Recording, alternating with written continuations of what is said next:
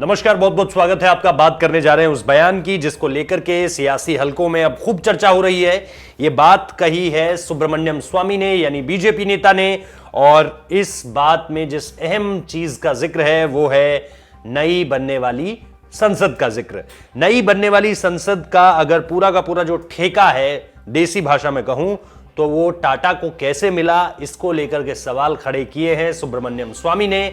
उन्होंने दरअसल इसे 2G स्पेक्ट्रम मामले से जोड़ा है कि कहीं जैसे 2007-8 के दौर में, यानी यूपीए 2 के दौरान, माफ कीजिएगा, यूपीए 1 के दौरान जिस तरह से 2G स्पेक्ट्रम की जो टेंडर था उसे first come first serve basis पर ही बांट दिया गया था। मतलब किसी तरह की कोई बोली नहीं लगी, किसी तरह से यह नहीं देखा गया कि चीजें जो हैं क्या वो पूरी तरह से हर लिहाज से सही जगह पर है। सिस्टमैटिक जो तरीका होता है टेंडर देने का, क्या उसे फॉलो किया गया है, या फिर first come first serve basis पे सरकार को जिससे सबसे ज्यादा फायदा होगा उसको दे दिया गया। इसी को लेकर के सुब्रमण्यम स्वामी ने सवाल खड़े किए हैं कि यह तरीका बताया जाए कि अगर टाटा को नए संसद भवन के कंस्ट्रक्शन का पूरा का पूरा जिम्मा दिया गया है, ठेका दिया गया है, तो वो किस बेसिस पे उनका चुनाव हुआ है। और इसी वजह से उन्होंने ये दो डिफरेंट थ्योरीज निकाली है जिसमें उन्होंने तुलना इसकी 2G स्पेक्ट्रम मामले जो टेंडर मिला था वो first come first serve basis पर, मतलब पहले आओ पहले पाओ की परिभाषा पर मिला था।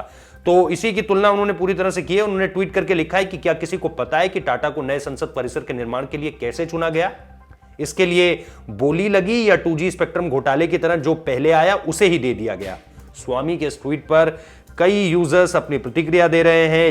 एक यूजर ने तो यह तक लिखा कि स्वामी जी आप कुछ भी कर लीजिए लेकिन कभी भी वित्त मंत्री नहीं बन पाएंगे, क्योंकि सुब्रमण्यम स्वामी की यह दिली ख्वाहिश रही है कि उन्हें वित्त मंत्री बना दिया जाए। उनके पास कई सारी ऐसी पॉलिसीज हैं, वो अरुण जेटली को भी पसंद नहीं करते थे। और इसके साथ साथ वो मोदी सरकार की कई अहम वित्तीय नीतियों के खिलाफ रहे हैं, जिनमें डिमोनेटाइजेशन भी एक अहम बिंदु है। और इसके साथ साथ जीएसटी का एग्जीक्यूशन भी जिस तरह से हुआ वो भी एक अहम पॉइंट है। फिलहाल इस सवाल का जवाब तो शायद ही मुश्किल ही मिल पाए उन्हें, लेकिन उनके ट्वीट को आपको पढ़ के बता देता हूं जिसका मैंने हिंदी में तर्जुमा आपके लिए कर दिया है। Does anyone know how Tatas were selected for building the new parliament complex?